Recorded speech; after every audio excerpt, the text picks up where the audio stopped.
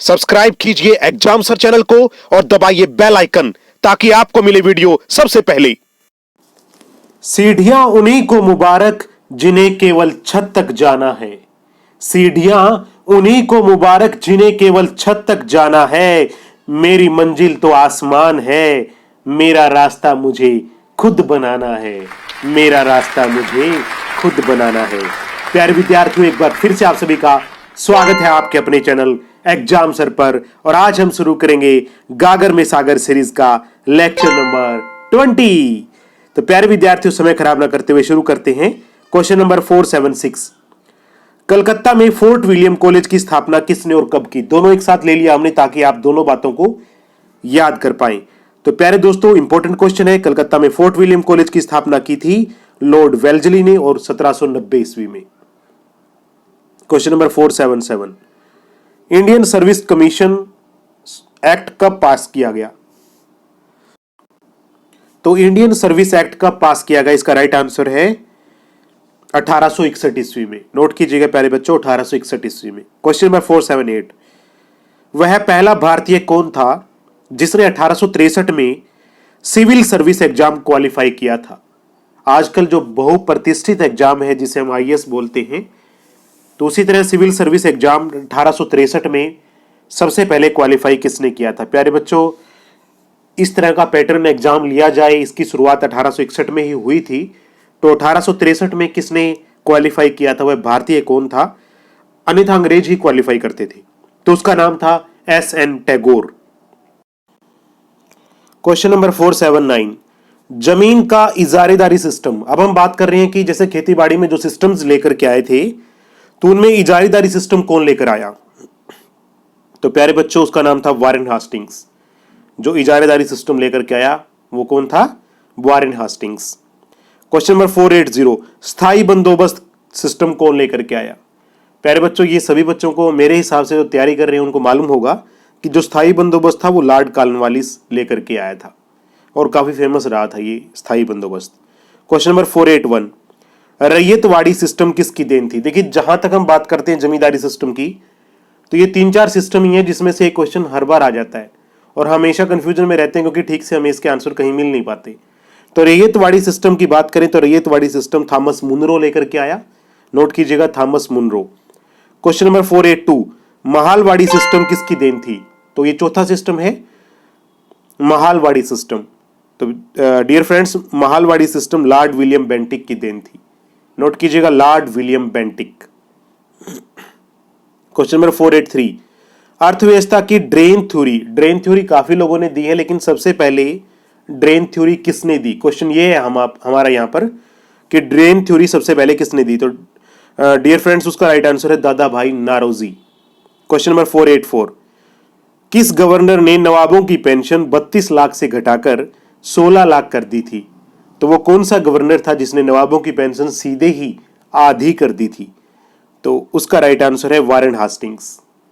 Question number 485, पहला आंग्ल Burmese यानी अंग्रेजों और बर्मा के बीच में युद्ध हुआ, उस समय गवर्नर कौन था? जब फर्स्ट एंग्लो बर्मीज वार हुआ तो उस समय गवर्नर कौन था? तो डियर फ्रेंड्स, उस समय था लॉर्ड आर्महेस्ट।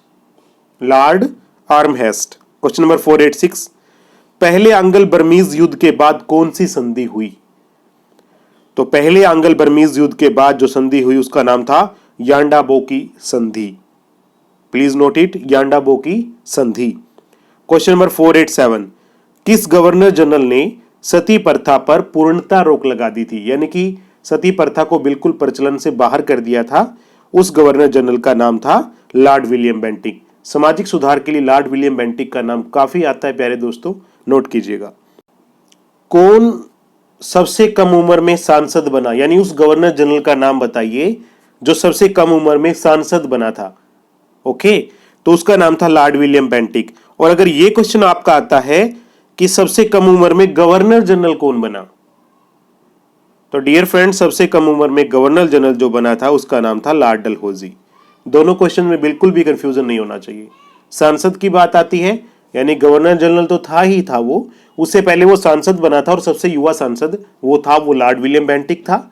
और सबसे कम उम्र में गवर्नर जनरल जो बना उसका नाम था लॉर्ड डलहौजी। क्वेश्चन नंबर 490, 1853 ईस्वी में बॉम्बे से थाने के बीच पहली रेल किसके शासनकाल में चली? यहां से दो बातें आपको पहले ही पता लग रही हैं कि पहली रेल 1853 में चली। कहां से कहां तक? बॉम्बे से थाने तक। क्वेश्चन हमने यहां पे ये लिया है कि किसके शासनकाल में चली, यानी तीन बातें आपको यहां से याद हो जाएंगी। वो था Lord Dalhousie. Question number 491, Bharat में विद्युत टेलीग्राफ का जनक किसे माना जाता है? टेलीग्राफ का जनक, विद्युत टेलीग्राफ, इलेक्ट्रिक टेलीग्राफ भी बोल सकते हैं आप इसको, तो वो भी था लॉर्ड डलहौजी। देखिए लॉर्ड डलहौजी ने इतने काम किए ना, तभी आज हम उन्हें आधुनिक भारत का जनक कहते हैं। और क्या क्या किए हैं अभी हम उसके ऊपर प्रकाश डालते हैं। Question number 492, Charles Wood dispatch किसके शासनकाल में आया? शिक्षा से आधारित ये एक्ट था और शिक्षा के अंदर रिफॉर्म्स लाने के लिए इस एक्ट को पास किया गया था। तो वो किसके शासनकाल में आया? तो वो था लॉर्ड डलहौजी। क्वेश्चन नंबर 493, दूसरा आंग्ल बर्मीज युद्ध किसके शासनकाल में हुआ? यानी कि दूसरा अंग्रेजों और बर्मा के बीच में जो युद्ध हुआ वो किसके शासनकाल में हुआ? तो वो भी था Lord Dalhousie. Question number 494, Roorkee में इंजीनियरिंग कॉलेज किसने खोला? तो डियर फ्रेंड्स, रुड़की में इंजीनियरिंग कॉलेज भी लॉर्ड डलहौजी ने ही खोला।